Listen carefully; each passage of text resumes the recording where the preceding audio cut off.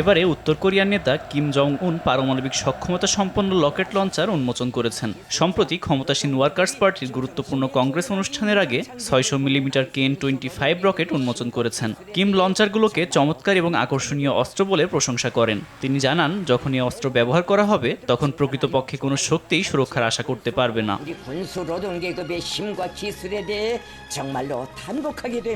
দক্ষিণ কোরিয়ার joint chief of স্টাফের একজন মুখপাত্র জানান, যদি এটি কৌশলগত পারমাণবিক ওয়ারহেড দিয়ে সজ্জিত হয় তবে একটি ব্যাটারি থেকে ছোড়া ৪ থেকে ৫টি রকেট একটি বিমান ঘাঁটি ধ্বংস করতে সক্ষম হবে। রকেটগুলো থেকে যেমন সাধারণ শক্তিশালী বিস্ফোরক ছোড়া যায়, আবার প্রয়োজনে পারমাণবিক অস্ত্রও ছোড়া যায়, যার পাল্লা প্রায় ৪০০ কিলোমিটার। ফলে পুরো দক্ষিণ কোরিয়া ও সেখানে থাকা মার্কিন বিমান ঘাঁটিগুলোতে পারমাণবিক হামলা চালাতে পারবে উত্তর কোরিয়া। এদিকে দেশটিতে ওয়ার্কার্স পার্টির নবম কংগ্রেস চলমান রয়েছে, যা উত্তর কোরিয়ার এক বৃহৎ মহাসম্মেলন। এতে যোগ দিয়েছেন প্রায় ৫,০০০ রাজনীতিবিদ ও বিশিষ্ট নেতারা। সমাবেশ থেকে গত ৫ বছরের আলোচনা এবং আগামী ৫ বছর উত্তর কোরিয়ার পররাষ্ট্রনীতি, যুদ্ধ পরিকল্পনা এবং পারমাণবিক উচ্চাকাঙ্ক্ষা নির্ধারণ করা হবে বলে আশা করা হচ্ছে।